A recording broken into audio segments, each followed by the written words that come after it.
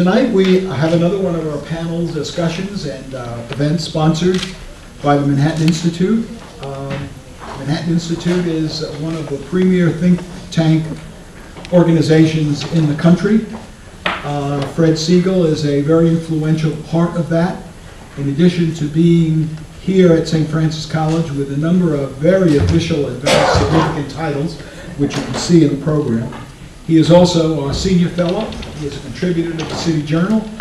He is a part of our faculty and an absolutely wonderful member of the St. Francis College community. So Fred has agreed to host today's panel discussion, and he actually has given us the idea of the title. The title is, as you can read from the program, What Role Should Elites Play in American Politics? And I'm very interested in this because I used to be an elite. And now I'm a citizen. What can I say about elites? St. Francis College has no elites in our membership. We are always a humble institution. We just try to get along as bottom feeders in the political world. And don't you believe any of those stories you read in the Post about the significant political clout we have that allows us to get member items.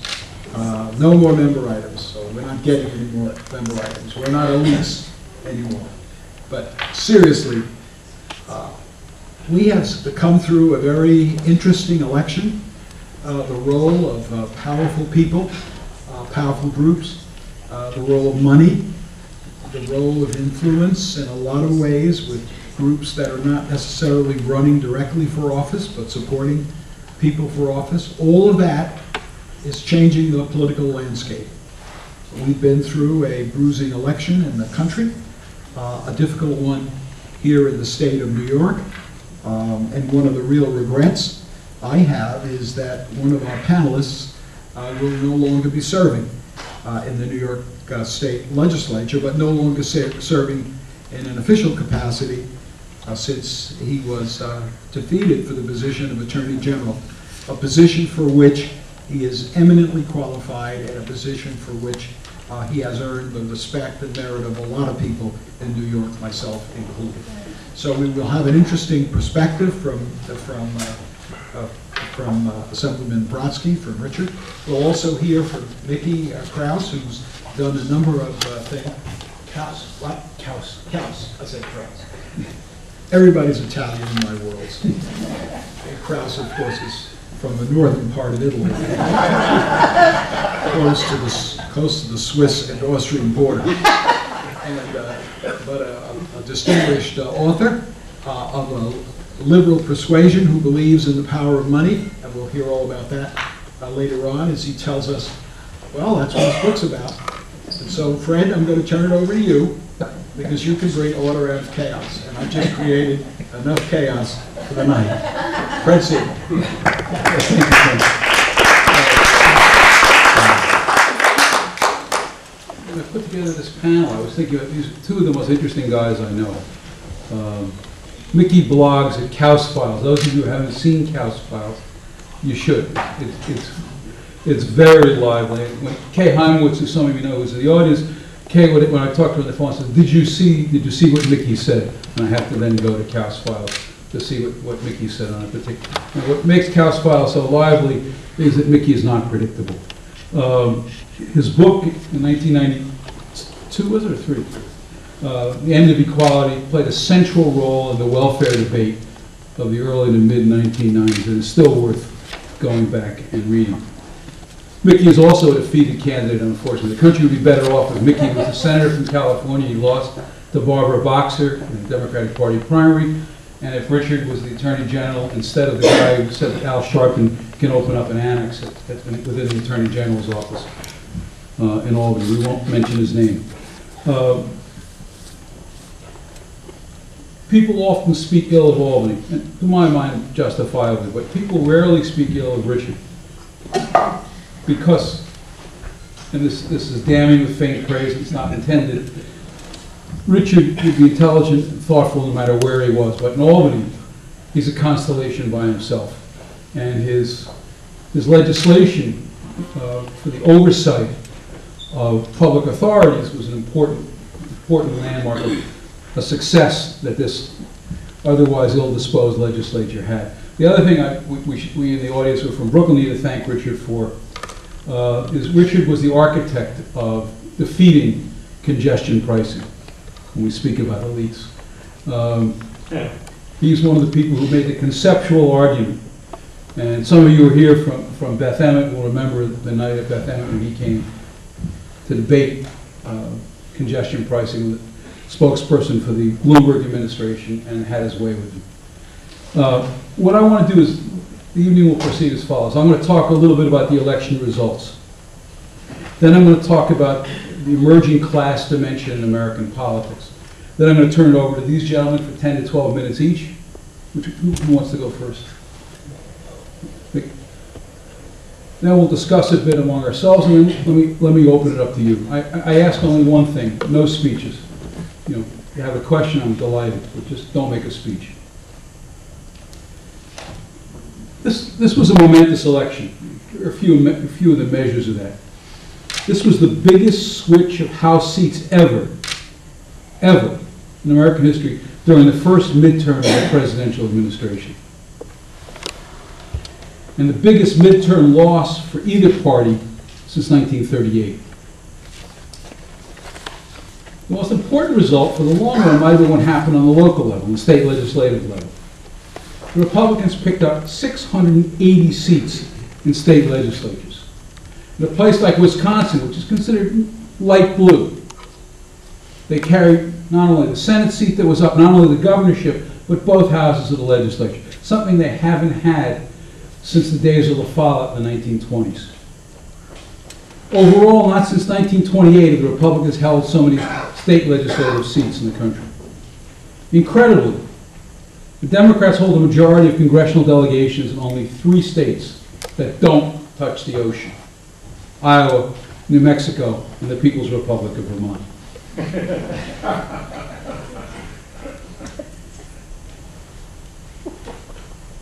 And the geographic dimension overlaps with the class dimension.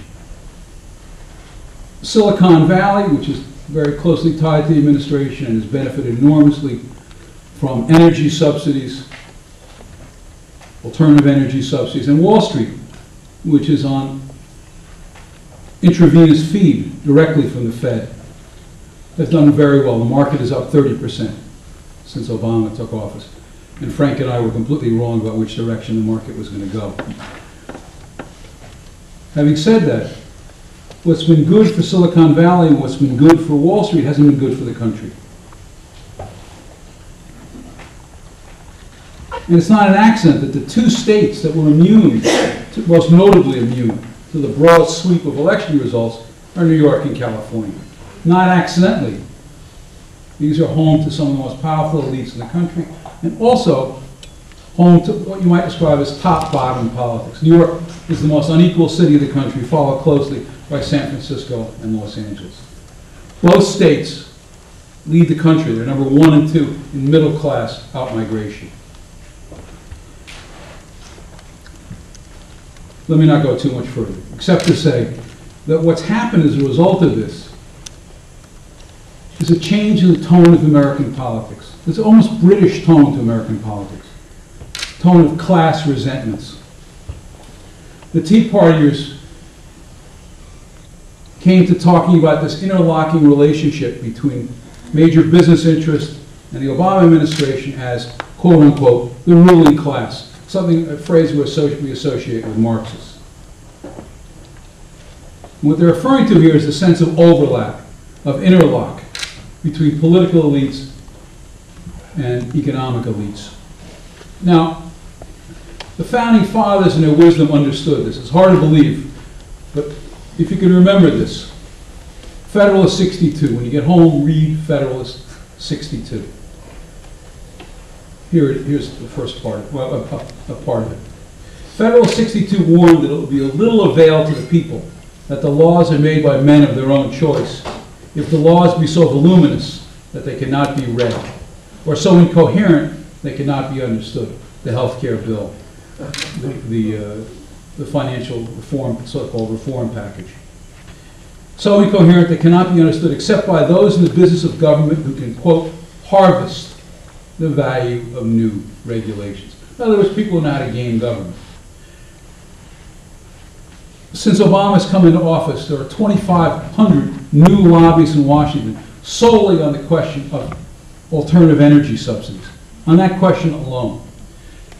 Of the 10 wealthiest countries in the United States, 7 are now in the Washington, D.C. area. Many of them overflowing with lobbyists. So, let me wrap this up. The traditional prism of American politics doesn't work anymore. And to make sense of that, just think of this scene. It's Obama's inauguration day, and the skies in Washington are covered, like locusts, with private jets of wealthy liberal donors arriving for Obama's inauguration. All are no doubt environmentalists, looking to make money off the environment. In that context, our standard assumption of what is left or right is not very meaningful. We're in a new age in which class, is, in one dimension or another, is going to become an important component of American politics as long as we're in a globalized world. With that, let me turn it over to Mickey. Thank you. Fred, in his note to us, said we should talk about the unstable coalition of unions and liberals that sustains government. And in California, it doesn't seem so unstable. I ran attempting to prove that there were a lot of Democrats who would dissent from democratic orthodoxy on immigration and on unionization, and I don't think I proved that. I think I made my points, which was half of the battle, but I didn't get a whole lot of the vote. And I now, trust me, I now think money is speech, and I didn't have it. And any liberal who says money isn't speech, that triggers a visceral reaction for me. I do think the Tea Party has won the election, did very well. They elected 3 senators. Rubio, who's a little weak. My friends on the right suspect that he's not a reliable ally. But Johnson in Wisconsin and Rand Paul are very strong. The candidates who triggered the disdain of the elites, because they seemed to say that education was a bad thing. And if you have an education that can't be trusted, Christine O'Donnell and Sharon Engel, they lost. So we had a sort of Darwinian process where the best of the Tea Party rose and the least able lost. That's a good thing. What does the Tea Party stand for? It's an anti-government party. That's the unifying principle. Right now there's a big fight in Washington over whether they should not push social issues for a while. Certainly social issues aren't the unifying theme on the Tea Party, opposition to big and intrusive government is. I had thought, since my involvement in welfare reform, that when we reformed welfare, that would make government okay again. That people didn't like government because government was leading to moral and social decay by giving money to people who didn't work for it, and that led to fatherless families and the underclass and lawlessness. And once Clinton reformed welfare in '96, everybody said, well, okay, these liberals aren't so crazy, they're giving money to people who don't work anymore, and government would look better. And I think that happened, but this is a new type of anti-government movement that I didn't anticipate. And there are a few things that are different about it. The first that Fred touched on is opposition to corporatism.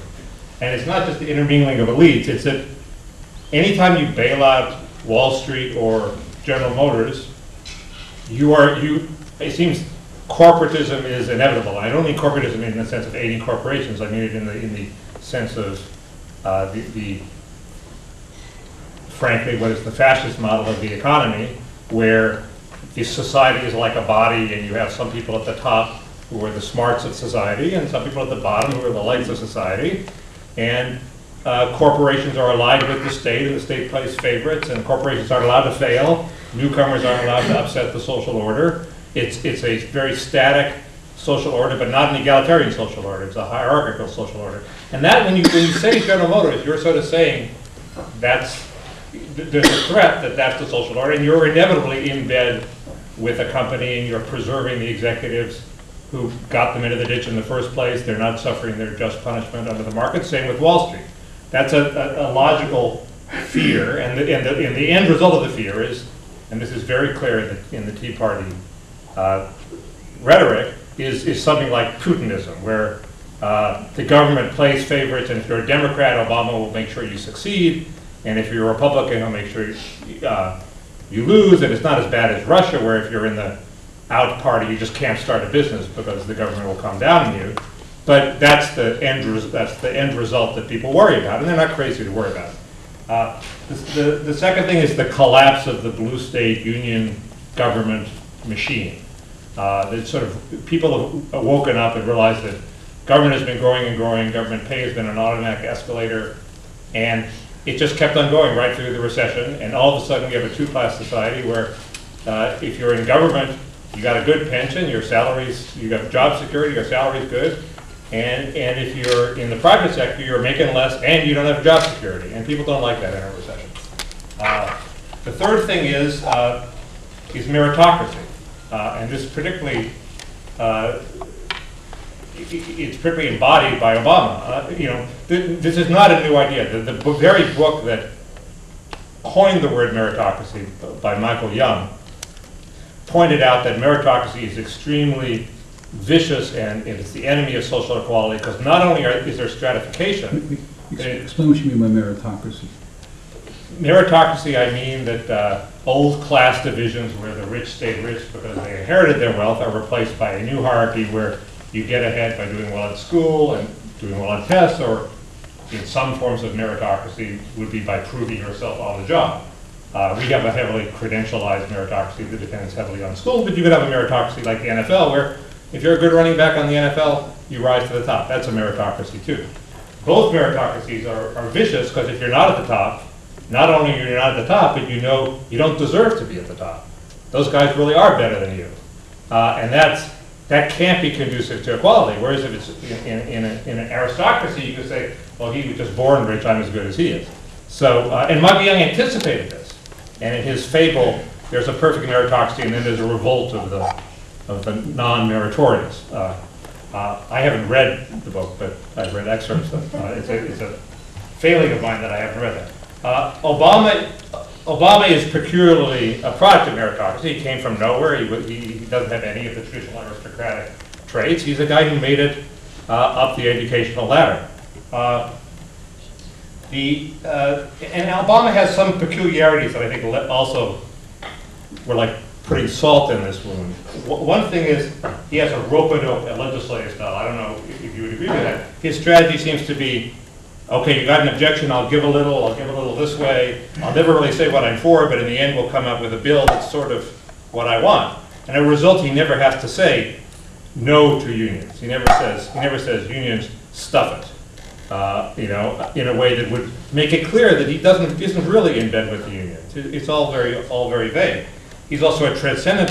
He practiced the politics of transcendence, as opposed to Clinton, who was triangulating and who shoved off against both sides. He was clear where he stood. Obama sort of tries to float above it all, and as a result, it leads to a vagueness and a distrust, because you don't really know where he stands. As a result, he didn't, and Assemblyman Brodsky knows more about this than I. There must be a way to make the bailouts transparent in a way that would encourage people to have faith in what Obama did. I don't think they have any faith. The example to me is the Tesla plant in San Francisco. It was the last auto plant in California. It was jointly owned by Toyota and GM. It shut down when GM went bankrupt. It was recently bought by the Tesla electric car company, a very promising electric car maker, who immediately said they were open to being organized by the UAW. Now, why did they say that? No businessman in their right mind starting an auto company would say, I'm open to being organized for the UAW, looking at what they did to Detroit. The suspicion is that, Mr. Bloom, the auto czar, who was giving loans to this company, said the condition of those loans is you have to recognize our buddies in the UAW. We don't know. It's not transparent. This could be complete paranoia on my part. But because it's not transparent, paranoia flourishes. There must be some way to take the politics and the union buddy system and the Putinism out of bailing out corporations, because there are corporations that are too big to fail. We have to have some system that bails them out. We couldn't let Detroit go bankrupt, but it didn't have to be this suspicion-producing system. So I sort of think the Tea Parties are right. Our elites have discredited themselves.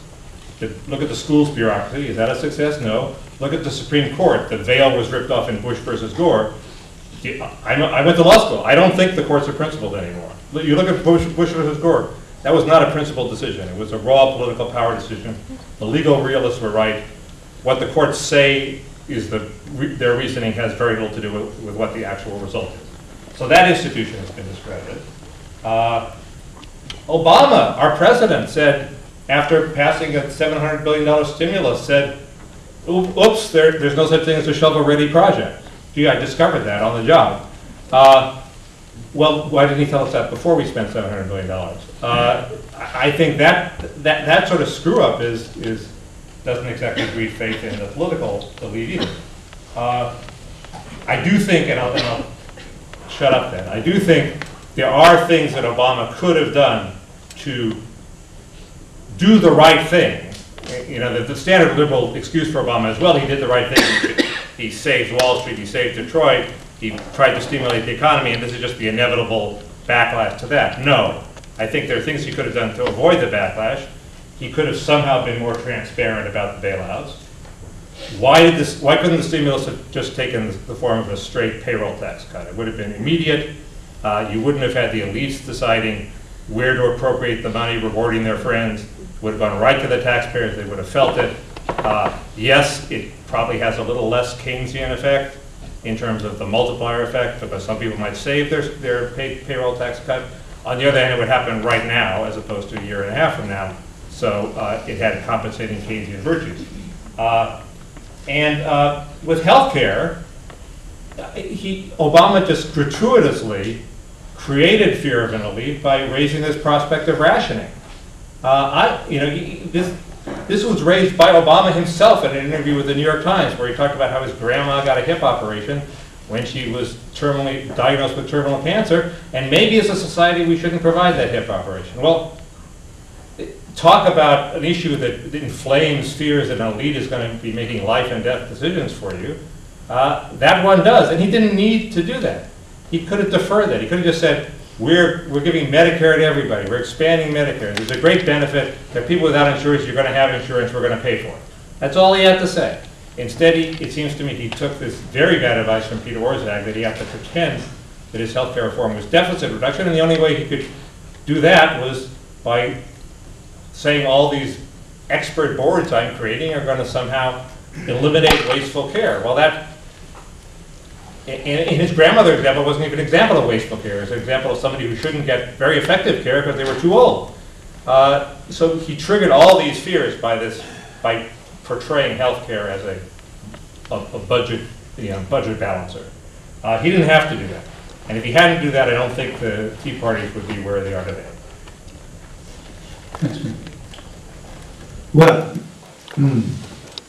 first of all, let me thank St. Francis for trying to do something that no one in the free world seems to be doing anymore, which is trying to engage in a public dialogue in civil terms where ideas and debate are a prized virtue for themselves. The civic dialogue in this state, this city, this nation has collapsed, and the consequence of that for political people is much more powerful than you would ordinarily think. So, and to Fred, of course, for his continued successful attempts to put a smiling face on right-wing rhetoric, which I admire greatly. Let me start by saying that there is much, an enormous amount of what you just heard that I just absolutely disagree with. But it doesn't seem to me to be useful for you, for us to be debating public policy here right now. Some of what Mickey said, but almost everything Fred said was wrong. Now, I just assert that and move on to the subject of the evening, which is why I think you're here, at least why I think we're here, which is this question of the role of elites. Now, I am old enough to remember when it was a good thing to be in the elite, when there were elite schools and elite restaurants and elite athletes, and it was not a pejorative. Now it is today. Now who did that other than Frank Luntz and Fred? There's an attempt, I think, to actually redefine the process in ways that guarantee an outcome, which is extraordinarily clever and politically effective and quite useful. Now, I go into this because I actually think there are elites. I think they've turned lousy, and I think they're having a bad effect on society. So it's not that I disagree with the hijacking of or the transmutation of the phrase. So what I think I can add to this is not my disagreements with Fred and Mickey, but a certain degree of clarity about what the hell's going on. Now, I spent about 8-9 months across the state looking at the politics of the Democratic primary. And lo and behold, there are elites. And lo and behold, they have similar qualities, and they're not attractive, in my judgment. They tend to be made up of wealthy people. I don't care if you're talking about business or cultural activity or politics or journalism. They tend to be comfortable, economically comfortable. They tend to be well-educated, and they have a growing series of cultural attributes in common. They have a contempt for politics. I don't mean electoral politics. I mean the process of solving problems and distributing resources in a democratic society. There is something almost inherently suspicious and failed in that very process. America is a beacon of liberty around the world, not because of our chief executives, but because we have legislative bodies that check them and do that to one valid degree or another. If I'm right about that, then this audience should be able to find one legislative body in the world that thinks works well.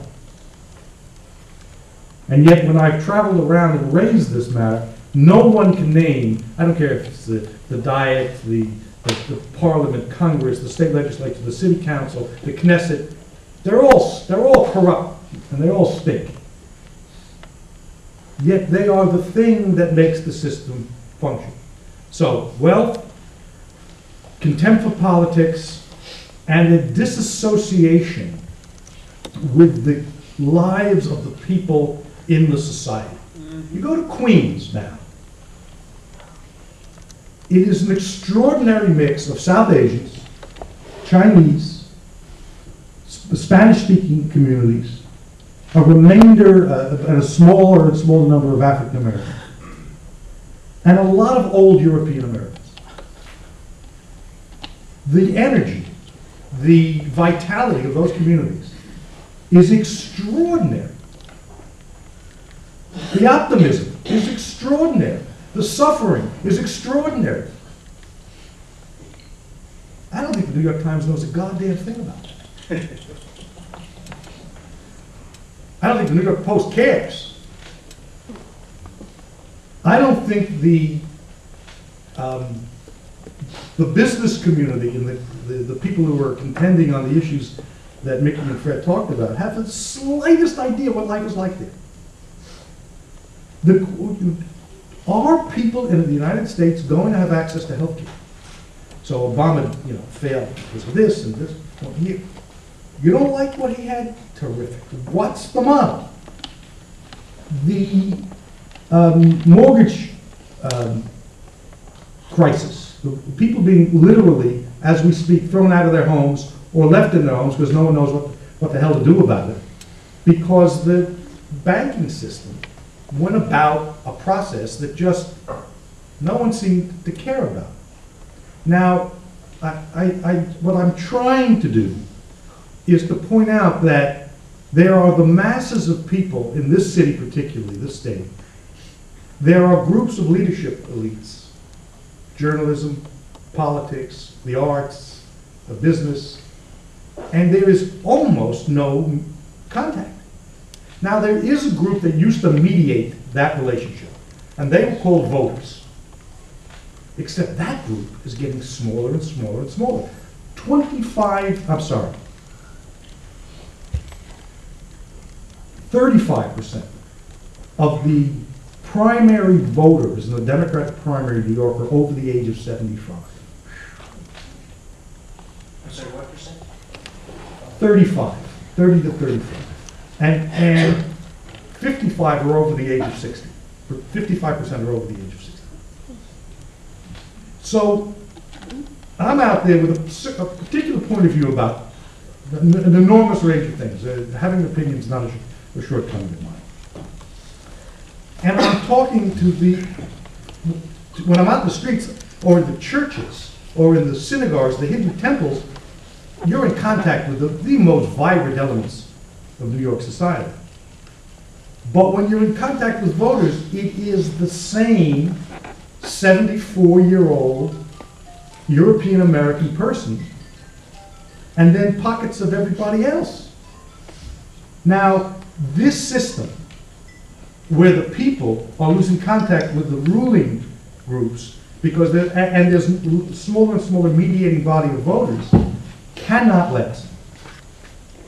It cannot survive pressure. So what you get is distortions. You get the Tea Party movement, which is funded by the largest, the wealthiest individuals and corporations in the world.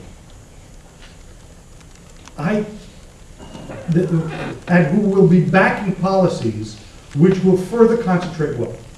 Yet they are made up genuinely of well-intentioned, mainly middle-class people.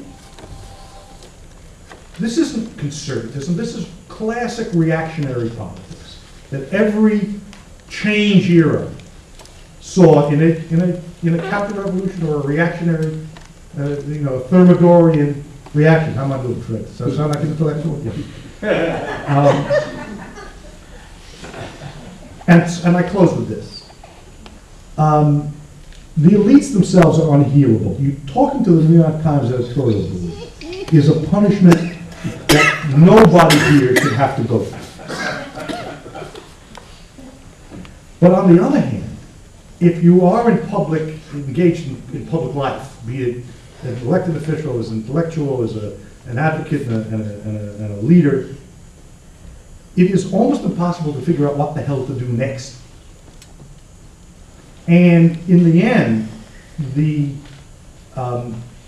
answer that seems to be most useful is to really localize the political fights one is in.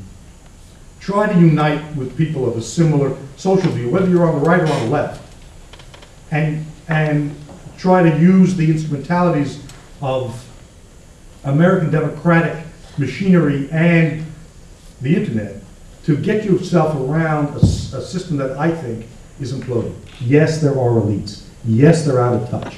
Yes, you can't reform them from within. And no, I have no idea what the hell to do about it.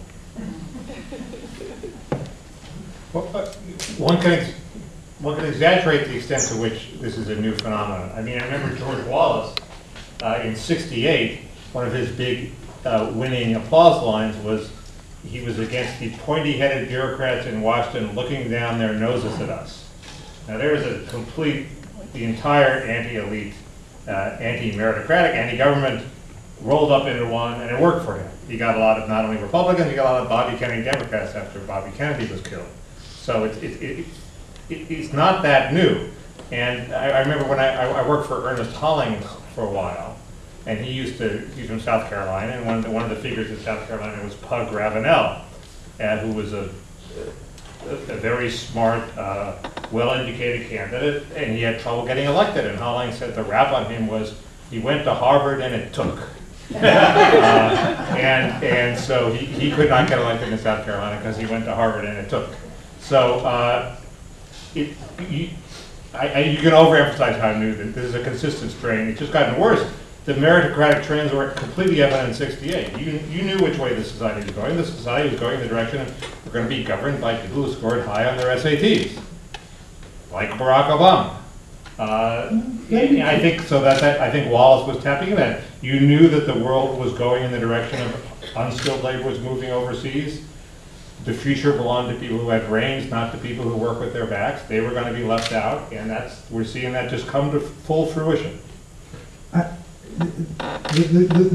phenomenon also led to the country turning, when it wanted to address those problems, to the common folk like John Kennedy and FDR, aristocrats of a kind that they don't make anymore. So there is clearly a sine curve with respect to the dynamics. But as I understand the nation and the state, because I don't understand the nation, but as I understand the state, people are genuinely fearful and angry about their economic condition. That came from a set of economic changes in which it became harder to support wage levels that allowed people to send their kids to college, have health care, and go away for the summer. So private sector wages, be it as a plot, as a question of the invisible hand, whatever you want to call it, became pressured, and people got paid less and had less access to resources. Now that that's been an accomplished fact, people are arguing, well, for crying out loud, we got to do the same thing to the public sector. You know what the average pension is for a retired New York worker? $33,000. I am not offended by a pension system that says to somebody, after 35 years on the job, you're going to retire, half of you, for less than $33,000 a year. The question is, why has the anger at the destruction of the economic position of the middle class led us to a movement of middle class people who are adopting policies largely in the interest of the very, very wealthy? Richard, let me answer you, Paul. The private sector middle class in the country, there isn't much one left in New York except the very wealthy. Most of the middle class in New York, especially New York City, either services the very wealthy or services the very poor. But independent middle class doesn't exist much in New York anymore. For most of those people, the danger to their future lies in government. Think of upstate New York. You and I have argued about upstate New York. Upstate New York, which is terrible. You go to Buffalo, it's a ghost town. And Binghamton is much worse. Binghamton is just an asphalt desert. There is no Binghamton. And yet people in upstate New York pay the highest property taxes in America relative to the value of their homes. And in many cases, people are paying property tax bills as high as their mortgage. The people they're upset about are the people in Albany. I'm not pointing to you. Of course you're pointing to me. Well, no, on this I'm not. On this, but they're pointing to Albany. They see the political class as having gone into business for itself. That's central to. Hold on, before you. I am prepared, Fred, to allow you the full range of rhetoric you want in terms of the slogans that the right's going to produce in this debate. And you're winning. Congratulations. Thank you. But if you're asking me about the public policy realities that facing upstate New York or any other area, that's not true about property taxes. Property taxes are much, much higher in the wealthiest areas of the state. They are, if you want to sort of decline them into the question of versus the value of property, the value of property is not declining because of the property taxes. The wealthiest areas of the state are the highest taxed areas of the state. If taxation was the cause of economic decline, then Westchester and Long Island would be suffering. They're not. Richard, that's a red herring. What I was talking about. You're red baiting again? Yeah, I am. I'm talking about what the Tea Party is about upstate. If you talk to Tea Party people in upstate New York, and I talk to many, they point directly to the cost imposed by Albany. And it goes back to some of the things that happened with Obama and health care. Half of the local property tax bill goes to Medicaid or Medicare. Half. It's not sustainable. But it's important on the Tea Parties. What became the Tea Parties began under Bush. If you look at the places with the greatest Tea Party strength, they show up in 2006 in a rejection of Bush, and they show up again in 2008. This has been something that's been brewing for a long time. This is not a product of some, and Richard, when you want to talk about nefarious millionaires, I hope you'll talk about the nefarious millionaires who fund the Democratic Party. I don't know any, apparently. That was just why you lost. There's a group called Democratic Alliance, and their nickname is Billionaires for Big Government. This is a new phenomenon. What I'm arguing is we're in a new phase in American political life, something we've never seen before. And in 18th century England, they talked about the court party and the country party. And I think that's what we have today. We have a court party. Those people who see that, and that's why I read Federal 62, people who can make money off of government, and those people who see themselves as victimized. Mickey, forget that. I want to speak 1 second. Fred, I just don't agree with Anything I said. I know. And I don't want to burden the room with my views on it, except to say this. The areas of the nation and the areas of the state that are the most angry at government spending are the areas of the nation, the area of the state that get subsidized by downstate New York. If they really are so upset by the subsidies, let them stop taking them. Okay? If Texas really doesn't want a Medicare, a Medicaid system, okay, we'll pull the federal funds out of Texas. And if Syracuse and Buffalo are so upset at what Albany's doing, okay, let's reduce the tax level and let everybody pay for themselves, and we'll end up with a society so fractured on the basis of class, race, and geography that it won't function. What the left did that failed wasn't any of the stuff you're talking about.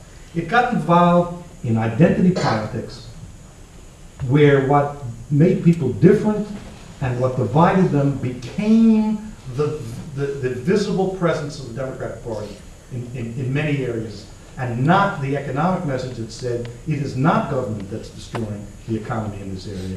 It is a set of forces that government could and maybe chose not to address. I apologize for taking too much time. Well, I think the retirement system in California is a little worse than the one for government employees. It's a little worse than the one in New York. I mean, under several Democratic governors, they made a series of bets that the stock market would keep going up and up and up, and the pensions could go up and up, and those bets were wrong, and now they're faced with pensions that are unaffordable. Often people retire actually making more than they were making on the job. It's not $33,000. But why might somebody resent $33,000? Well, if it's somebody who you thought you were getting good value from when they were working, and that the government was providing useful services, you wouldn't resent the $33,000. If it's somebody who's in a school system that's miseducating your child, or somebody who you don't think is serving, you might resent it. You might also resent it if you were making $20,000 and you were paying the taxes to support the person who's making $33,000 being retired and not working, and you felt maybe you were contributing just as much as they were. So those are two reasons, valid reasons, why people might resent high government pensions. I want to open this up to the floor in 1 minute. Anyone have any questions they want to be open? Okay, just do this. Just stand up, identify yourself, height, weight, and just let us know who you are, and then ask your question. Yes, right here, John. Okay. Hi, my name is Dan Jacoby. I'd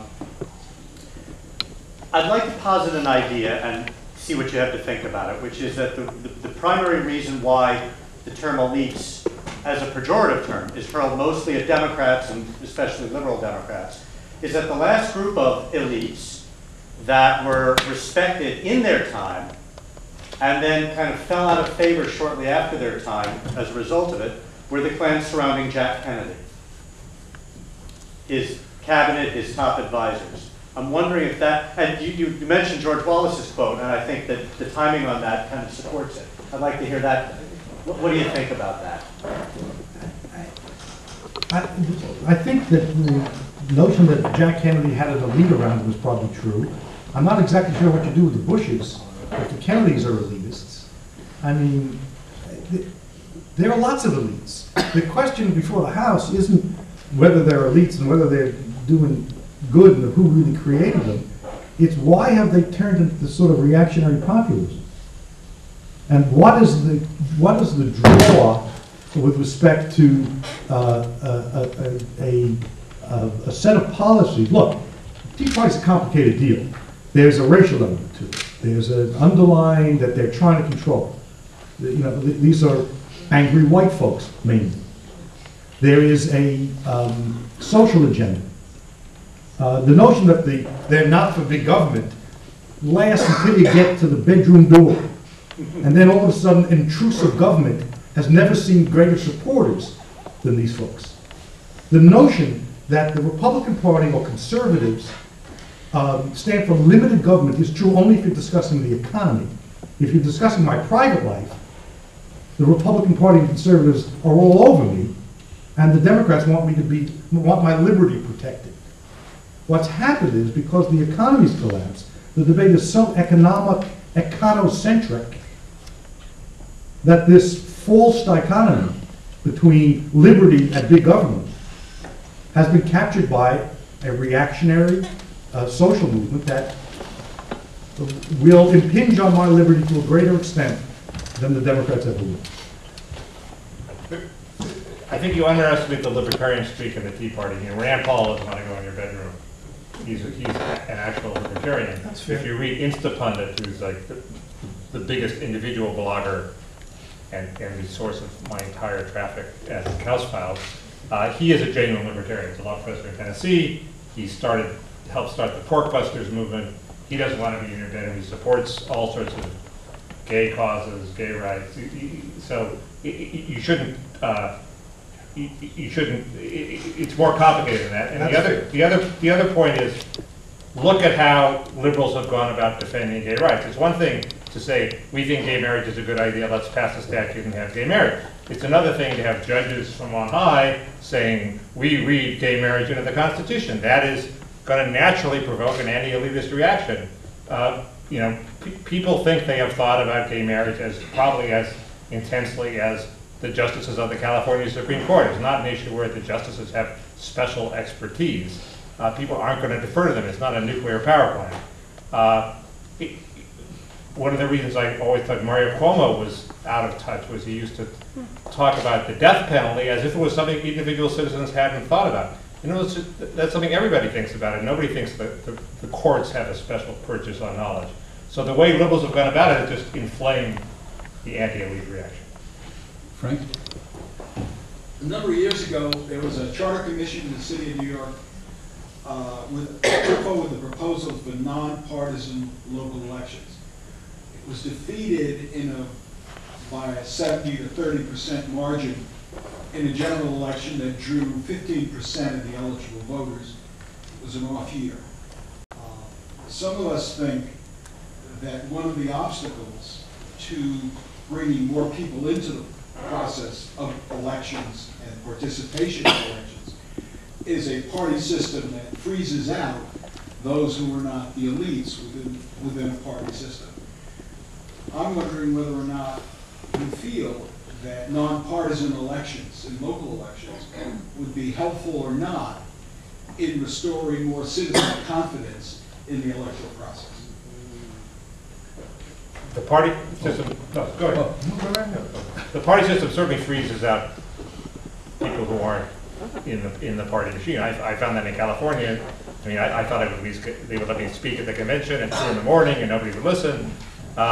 They don't even allow that. There's a sort of vicious cycle where if you can't raise money, the press doesn't pay attention to you, and therefore you don't get even free press. So you need money in order to win the press over to your side. And it's a closed system, and people resent that. And we're changing that in California. We're moving to a nonpartisan top 2 system for our primaries, and we'll see whether that does any good or not. I favor another gimmick, which is something that was promoted by Dylan Ratigan, which you might call it's an instant recall, which is, and this is, Explain who Dylan Ratigan is. Dylan Ratigan's a CNBC host, I think. Anyway, he adopted this from a couple of guys. He stole this from somebody's book. He gives credit where credit is due. The idea is everybody feels like, are we really stuck with these two guys? We don't like these two guys. They're the product of this closed system. This will give you another line where you'd say, no, I vote no on both these guys. Give me 2 more guys. it'd be sort of like, yeah, we want to recall immediately whoever we've elected, let's have a new election. Yeah, and it seems to me, first it would break open the closed system, and second, one of the problems with the leaders is we don't, it would force you to say, voters to say, yes, I do like this guy. The guy who eventually won would have to get more yeses than nos, so you would have to sort of buy into the fact that, yes, I trust this guy with leading me in a way that people don't now. People say, oh, this guy's a bum like everybody else. I want to throw in a fact here. California has had 6,700 either legislative or congressional elections since 2000. The number of those elections which resulted in a change of partisan identity, 0.07. As the system is so gerrymandered. That's bullshit. Excuse me. I apologize. I just apologize. I just couldn't take it anymore. I love you dearly. 0.06. You're objecting to the 0.07? It should be 0.06. No, I just exploded. I apologize. Wait, is the number wrong? The number is irrelevant. In most of the districts in any community, there are not an even number of people. You go upstate, there are 70% Republicans and 20% Democrats. You come to New York City, you couldn't draw a district to elect a Republican. So the notion that somehow it is gerrymandering that has yielded the failure of turnover is something that I had to swallow this during the entire campaign because of the New York Times' insistence that the reapportionment commissions were the way to solve this problem. I deeply apologize. Go right ahead. If you let me finish, gerrymandering is part of it. And the other part of it is the rise of public sector unions transformed American politics in fundamental ways we haven't fully appreciated. And what I mean by that is public sector unions have an interest in the unending expansion of government. They get funded by the government. They then fund politicians who take care of them in the legislature. The Madisonian system depends on checks and balances. There is no natural check. If I'm a public sector union and I'm sitting across the table to negotiate, Mayor Bloomberg, who's supposed to be a great manager, when he sits across the table from the public sector unions, then he's given them everything they've wanted. Because they can elect him. They can create problems for him. This is completely unprecedented. We don't know how to respond to this. In California, New York, not accidentally two states which were not part of the broader election result, that's where public sector unions are the strongest. We can disagree on the $30,000. The role of the public sector union, here's one I think you're exactly right on. But I do want to go back to Frank's question. It is fascinating to me that if you look at American history, the thing that got people from the bottom into the system were the political parties. Tammany Hall was the vehicle for the Irish and Italian and Jewish immigrants to sort of become employed, to move up into the middle class. The notion that the political parties are the obstacles to social movement, I don't think that's true. What Mickey's talking about, what Fred's talking about, and what I've experienced, is the squabbling within the elite about who shall have position in place. And that's real, and Mickey identifies it carefully and correctly. But if you're living in Queens, and you need to figure out what you're going to do about getting to work every day, and you've set up an authority called the MTA, which is or isn't going to raise fares, because Albany is or isn't, or the city is or isn't going to provide money, then I can assure you that the interest and engagement in those communities with their city council people and their assembly people and senators is enormously more interesting and important to them than their engagement with the United States Senate. If you go this nonpartisan route, what you are going to give us is a world of Mike Bloombergs. And that's not a world I particularly want to see advance. The alternative to organized mass political structures, even if the mass is small, are rich people. And power will flow either to groups of people, regardless of their income, because they're unified by something, abortion, civil rights, the women's movement, or it will flow to the Bloombergs of the world. What rich people do you have in Southeast Queens? None. And so when you have a local election in which you encourage people in those communities to not have to face political bosses in order to be on the ballot, you're giving them an opportunity that they wouldn't have. I would argue to you that the mechanism that gets those communities engaged is when a human being arises and says, sign my petition, get me on the ballot, and organizes. One second. Did everyone hear what Frank Vote said? for 'em. Frank, take a mic just for a second so people can hear what you're saying. Let me construct a position. I am right now captured as a member of the Democratic Party. Why I'm captured is because I'd like to have some political say.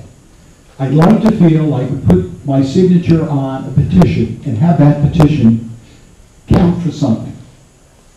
And in order to do that, where I live, I have to be a member of the Democratic Party. I believe that I want the freedom of association that the First Amendment provides. So I would like to not be affiliated with any political party. And in order to exercise that right, I would have to leave the Democratic Party. And if I left it, in order to have that right, I think the Democratic Party should let me vote as a non-member of the party, or we should eliminate parties from having a say in who gets on the ballot, so that we would have a real primary election. And in my district, I assure you, the top two would be Democrats. They'd be from one faction or another. They might not even like the speaker. We might even have one or two assembly people that don't like Shelley Silver. I know that seems hard to believe, but that might happen. I just think the system today is atrophied, and the cynicism that you're talking about is abetted by a political structure that doesn't allow fresh voices to see the light of day. That's my point. That's why I think that an open primary system, or top two, will allow us to have more people participating. And by the way, when you look at the votes in the special elections, which in this city council, special elections are nonpartisan, the citizen participation is much greater, and that great participation carries over into the general election when that follows. So more people come out, more people participate, and more people feel they have a voice. Yes, the gentleman there. Okay. Yeah, just talk loudly. Yeah. Hi, Don Rosenberg, National Traditionalist Caucus and U.S. Conservative Party, not yet to be confused with the State Conservative Party. I just want to ask very quickly, Mr. Brodsky, Sure. do you ever possibly consider that one of the reasons we want to, so to speak, interfere with your activity, so to speak, in the bedroom, thank you, is because we want to protect innocent preborn life and the innocent life of young children from pedophiles, number one. Number two, you mentioned before, if I understood you correctly, you said you don't know any of these elites. You ever heard of George Soros, who contributes millions and billions of dollars to left-wing liberal causes? That's just my particular point. Just one third point. God's last name is not Dan. Thank you. One, I have thought about it, and two, I don't know Mr. Soros. My name is Alan Astor. I'm a physician. I practice here in Brooklyn. I wanted to get you to talk a little bit more about healthcare reform. Mr. Siegel, one of the things you pointed out is a lot of tax dollars go to Medicare and Medicaid, and you seemed unhappy about that. But then, Mr. Karas, you said that Obama wanted to limit the rise in healthcare costs, and you were unhappy about that. So it sounds like spending a lot of money in healthcare, if I understand Fred Siegel, that's sort of elitist. Mickey Karas, trying to control the cost of healthcare is kind of elitist. Could you give me a sense of what your thoughts are about what kind of healthcare reform we could have that could realistically pass that would not be seen as elitist? My idea is that Medicare is a system that works pretty well, doesn't have a lot of rationing. It's if your physician wants a Could it realistically, it didn't seem like that was going to pass. Well, they didn't try that. When the Democrats proposed lowering the Medicare age to 55, all of a sudden it was wildly popular, and Joe Lieberman then flipped against it because Anthony Weiner was for it. So, if Anthony Weiner just kept his mouth shut, we might eventually had it. But it's expensive. It's just very expensive. So my My rough idea is get everybody in the Medicare system, including the people on Medicare. Do whatever you can do within the bounds of reason to save money, even if that means trying out private competition, fine, try it out, and then pay for it. And figure out how to pay for it. Pay for it through some combination of spending cuts, tax increases, or the obvious big money pot is Social Security. Do we want it? What's more important? Providing health care for everybody or sending Social Security checks to rich people? Seems pretty clear the first is more important. So means test Social Security, you save hundreds of billions of dollars, you've gone a long way to solving the problem. I don't want to get into an extended discussion of Medicaid, but just, I'd only point out to you that New York, with less than half the population of Texas and Florida, spends more than twice as much as they do. And we don't have a noticeably healthier population. The reason we do it is because we have chosen to provide long-term health care to the middle class. We have chosen, Richard, are the public sector unions, and this is how the game works, and this is what Moynihan warned us about. New York gets built from Washington. We get every dollar we send to Washington, we get about 82 cents back. But the money that then comes back to New York goes into the pockets of the public sector, hospitals and employee unions. They win. I'm sorry. Long-term care, the reason we're more expensive per capita is we provide a benefit other states do not provide. One of the reasons. You could decide not to provide that benefit. That's not an immoral position. Or you could decide to provide only to those people really in need. Yes, you could. You could do all those things. But it is not a function of political in servitude with respect to the public sector unions. It was a policy choice made in the 60s and 70s, before the public sector unions had that kind of power. You could not like it. But if we're going to have, one of the problems with these entire debates when you get to policy is that people have developed their own set of facts. And there is no forum anymore, which is why I congratulated St. Francis for trying to do this, to figure out what the hell the truth is. Or the truth is a hard word. At least what the facts are. With respect to any of these issues, be you right, or I'm right, or Mickey's right, there is no longer a reliable source of public debate and discourse about information.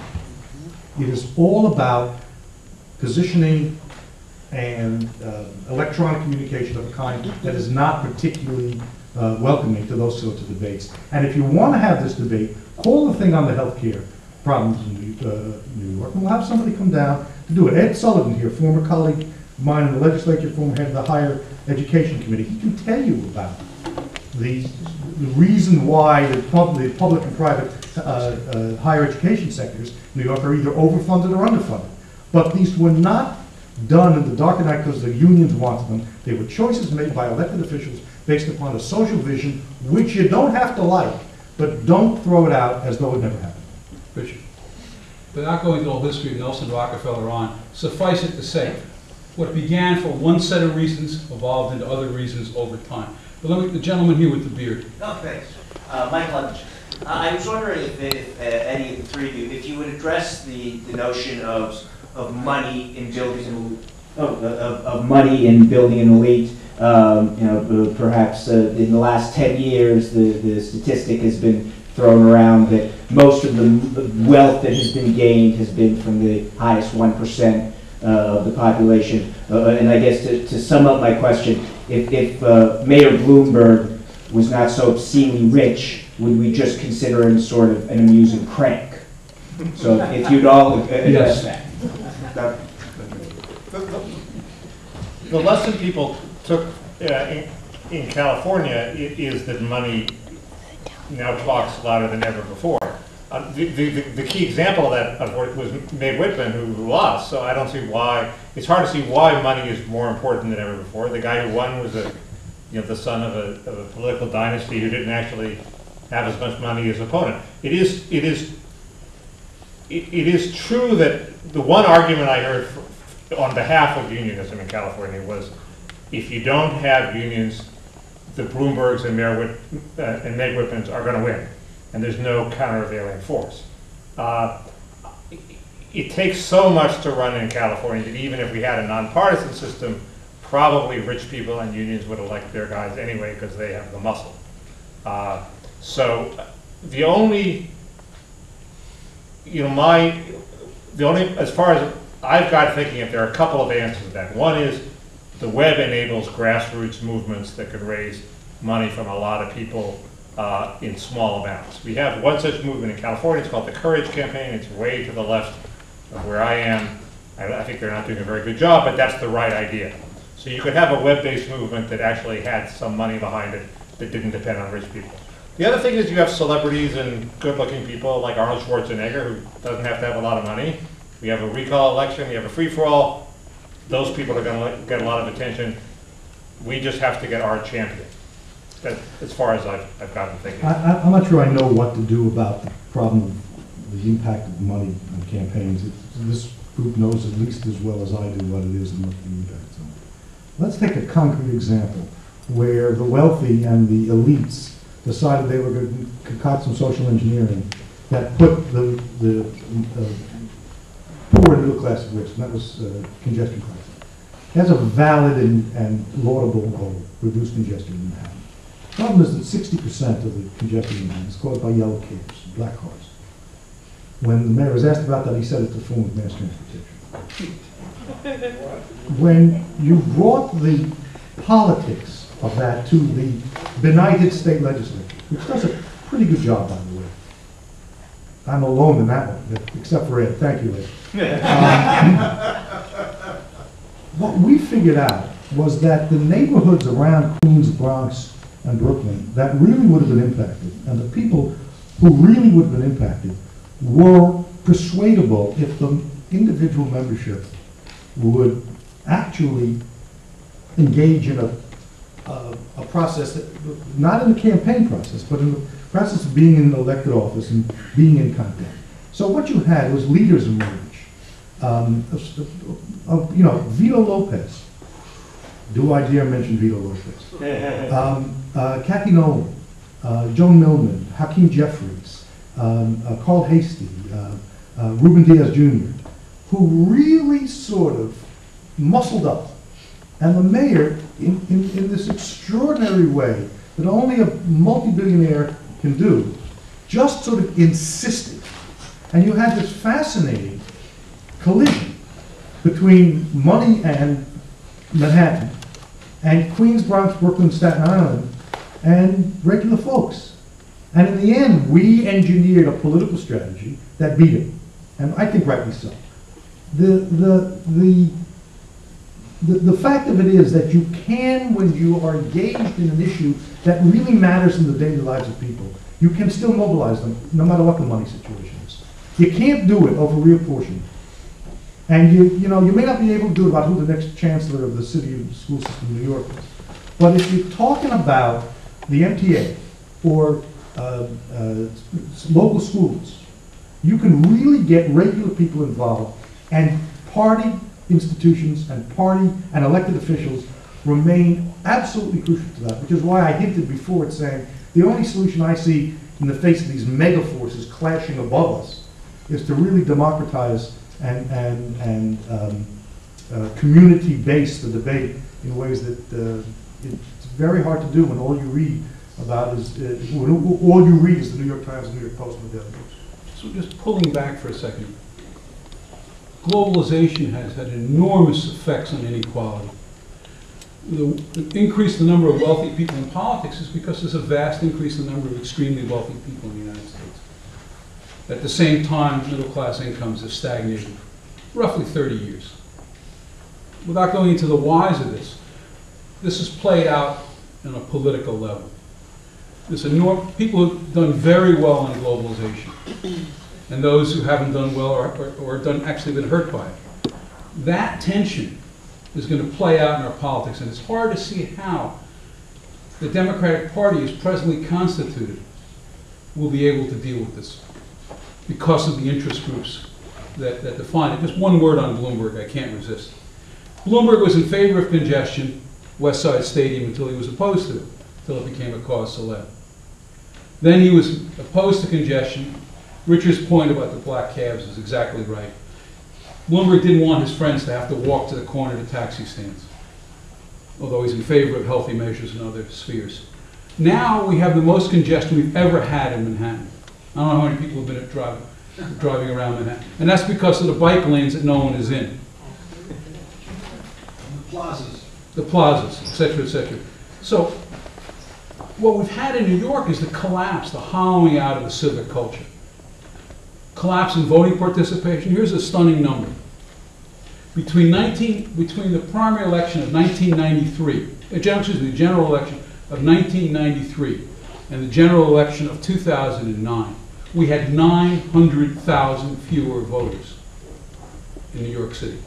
Just people who left the political system. Or died. Some of them did die. Many of them just either didn't vote or they moved out of state or newcomers. But the political system hasn't renewed itself, which is why we need to take a shot at something new, like perhaps nonpartisan elections. Gentleman here, and then Hello, this is my oh, I'm sorry, the lady here. there. Sorry, Too. I saw your arm attached to someone else's head. Stand up. Tell us who you are. Hi, my name is Mary Alice Miller. I write for a community-based newspaper called Allentown Press, and I call one roommate. And I want to thank you all for the opportunity to hear some stimulating ideas. And Assemblyman Brodsky,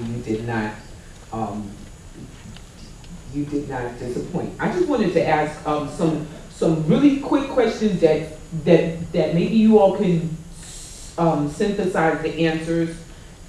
First, I can't help this. How come when reproductive control comes up, then the men don't focus on men's issues like Viagra or maybe getting male chastity belts if they're so conservative and concerned about life? But that's a separate thing. Brodsky, you talked about the 65 and 75-year-olds who actually vote. And the young people don't. They do vote, but they vote for American Idol. But how come the older people vote against taxes which support their own Medicare and their Medicaid and their Social Security and their Plan B or whatever unfunded mandate pills and all of that kind of stuff? No offense to anybody.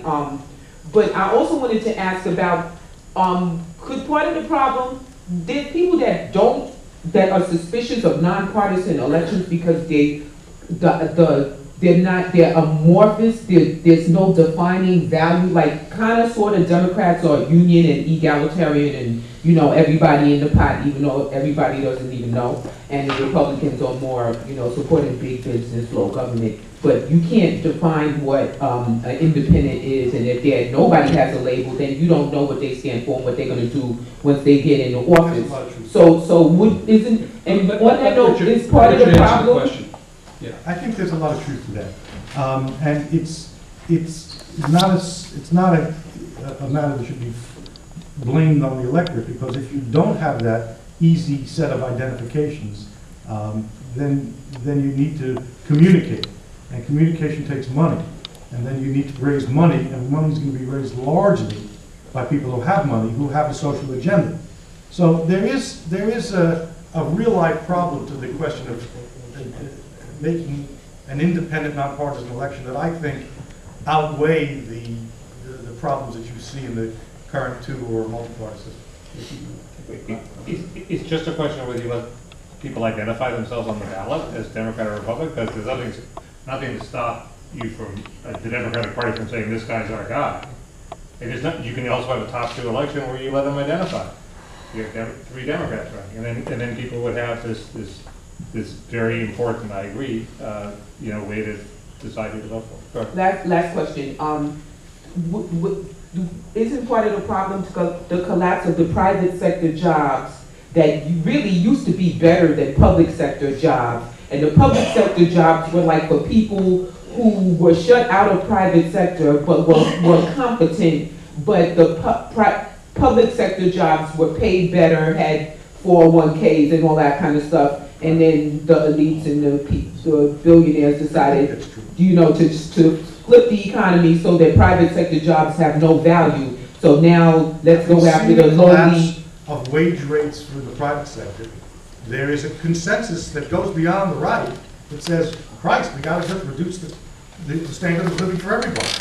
The Budget Commission's remedies in the end said, we just got to reduce the standard of living for most Americans. And that may be true, and you may have to do that. Including the elites? There's been no, look, There's been a big and obvious public debate about the level of spending. Can we afford it? Is it appropriate? We're spending too much. There's not even a discussion. Well, what's the appropriate level of taxation? It's not even discussed. It's a given. It's a politically accomplished fact that you cannot increase or even stabilize tax rates. I think that's completely right. I agree. But I think globalization is sort of here to stay. We have to figure out how we're going to live with it. The rich are going to get richer. Unskilled workers are relatively poor. That's the economic world we have to figure out how to live in. My approach was don't worry about the income distribution. It's only money. We're really pretty rich. If you have good schools and good parks and government institutions that let people interact as equals, we can retain the essential quality of American society, even though incomes have grown, rich have gotten richer and the poor have stagnated. That's the best I came up with. That's what my book's about. Assuming it's a good idea. Introduce yourself. My name is Ed Sullivan. I used to be a colleague of Richard Brodsky in the state assembly. And I'm from Manhattan. So I'm familiar with all the problems you're mentioning. Assuming it's a good idea to cleanse the elite on an ongoing basis by bringing up bright new people, moving them into the elite, so to speak, so that we get new ideas, fresh ideas. What do you suggest is the best way of doing that? Is it high inheritance taxes? Public schools.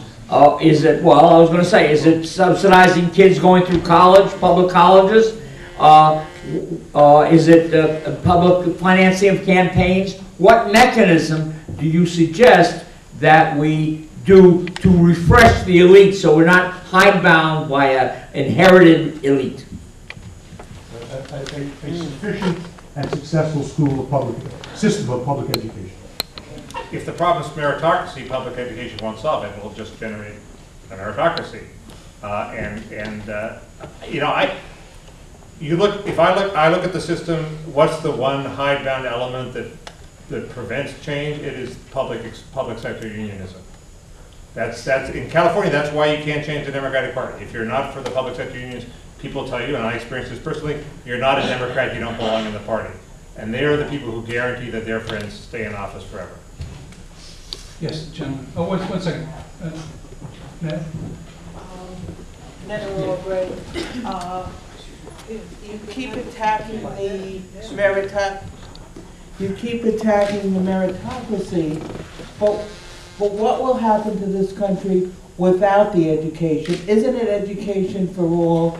Isn't it giving everybody a chance to really participate and go as far as they can? Isn't that the American dream?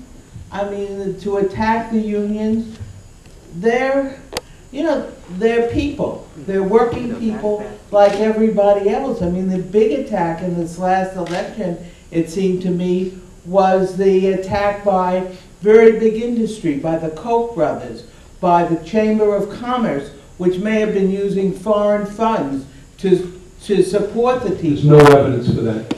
I said may have been. There's no evidence that it wasn't either. On that basis.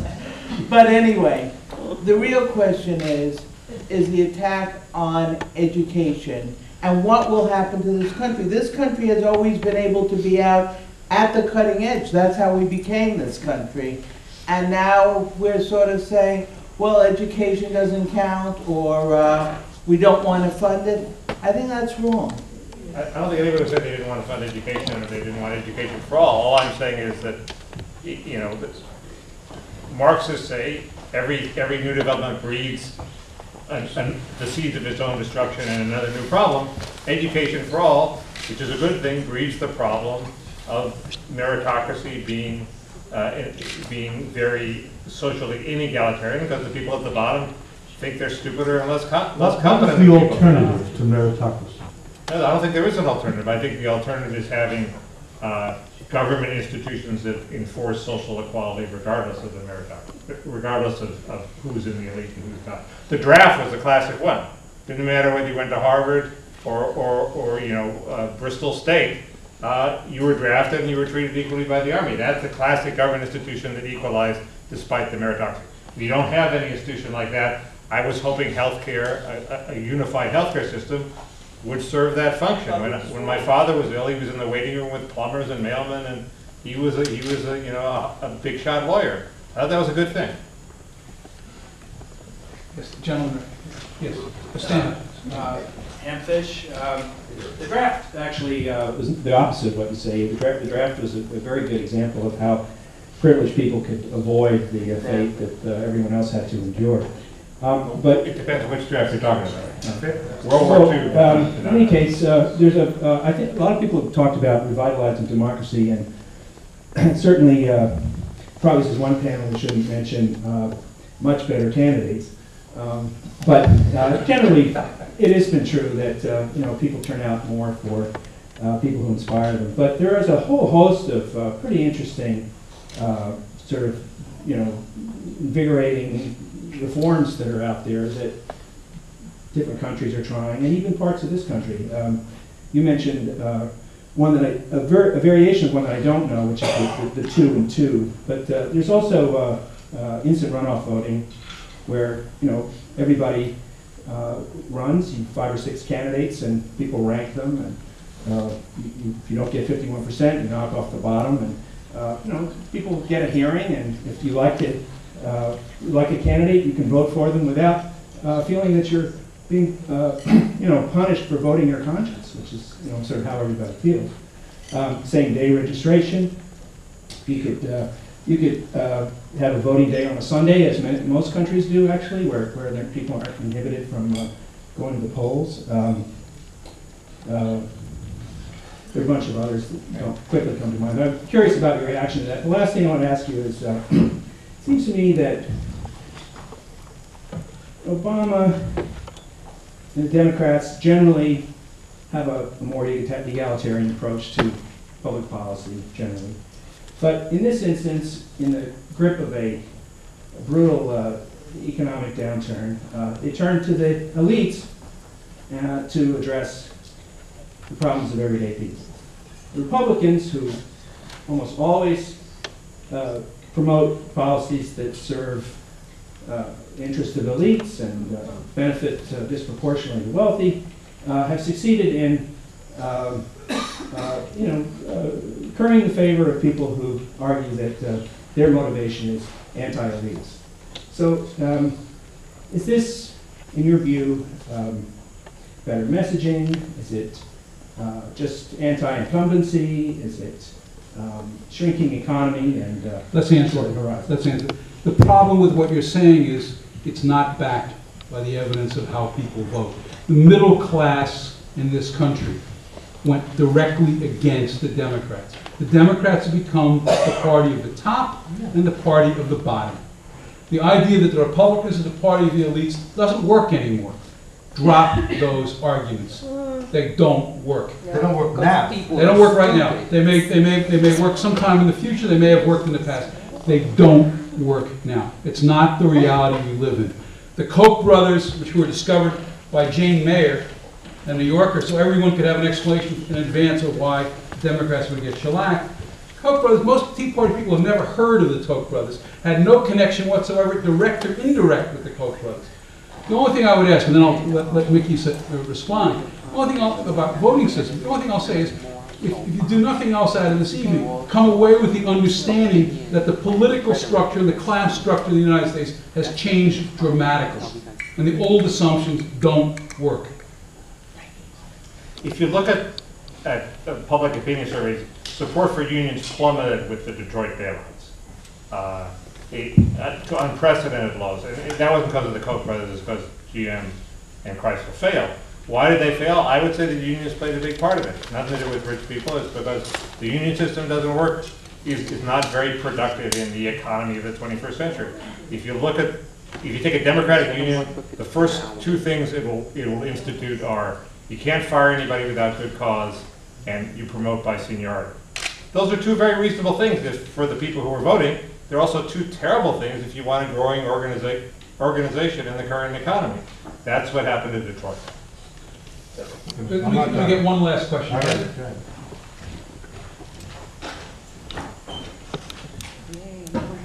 My name is Heather McDonald. I'm with the Manhattan Institute. I have two quick ones. For Assemblyman Brodsky, it's very interesting, the issue of congestion pricing, because I would guess that the proposal was backed by the Sierra Club, the NRDC, environmentalist groups, which are a core constituency of Democrats. You are seeing this congestion pricing as an assault on the economic well-being of the middle class, which is a reversal of the usual Democratic position. Would you also then start to question other environmental regulations which have traditionally been attacked by conservatives or Republicans as also a threat to workers' standards of living, whether it's global warming, restrictions or restrictions on where you can site power plants? Second question, more broadly, is there an irony in the Tea Partiers' veneration for the founders, given that I think the majority of the architects of our Constitution were unabashed elitists? The populist streak in American ideology really began with Andrew Jackson. The founders were very concerned about checking the power of the masses. So when did this suspicion of elitism come into being, and are we better off with it or without it? Would we be better off going back to, I detected in Assemblyman Brodsky's opening statement a justified impatience with the Palin-esque attack on education and knowledge. To answer the first question about environmentalists, the environmental movement has a very shaky record on issues of class and race. And congestion pricing, I thought, was one of them. To analogize that over to things like deciding the power plants, recognizing the generalities, the limitations of generalities, I would say the environmental movement is almost always on the side of average people and is a necessary part of human survival. With respect to the historical basis of of a populism, it changes. C. Wright Mills wrote a book called The Power Elite, which was a left critique of the right power structures. I think as a professional politician, I would urge anybody who wanted to go into this business not to make the mistake I think Governor-elect Cuomo's making, which is to presume that this particular efflorescence of anger and bile is a permanent political part of the structure. Fred's just right about the next 60 days and just wrong about the long-term future of politics. This country cannot survive if the leadership classes adopt as their policy the impoverishment of the middle class. Exactly. And that is the agreed-on policy created by Republicans and now run to and embraced by Democrats. This nation will not survive a public sector or a private sector in which people families are retiring on $40,000 a year. The people can't live. And the great debate has to be, well, how much money do we need in the public sector? How much can we afford? What are the consequences of raising it? Okay, and not to, and what are the benefits of those expenditures? And to have that as a reasoned debate separate from the MSNBC, Fox News dichotomies that are equally the fault of the Manhattan Institute and the Public Policy Institute. I mean, this debate is exhausting, if that's what it comes down to. And let me let Frank have the last word. Frank, you have the last word. We're past 8 o'clock, that's what I said. Yeah, I just wanted to, I just want to thank everyone for coming. I know I speak for our President Dugan, and I know I speak for the Manhattan Institute. Thank everyone for coming. I want to thank Fred, and I want to thank our panelists who have really given us an opportunity to see something that we rarely see in public discourse. There's not a lot of agreement on many questions, but there is a thorough respect for the positions and the points that were made by everyone in the discussion, and I think everyone here learned a great deal and appreciated the spirit that this discussion was in. So thank you very much.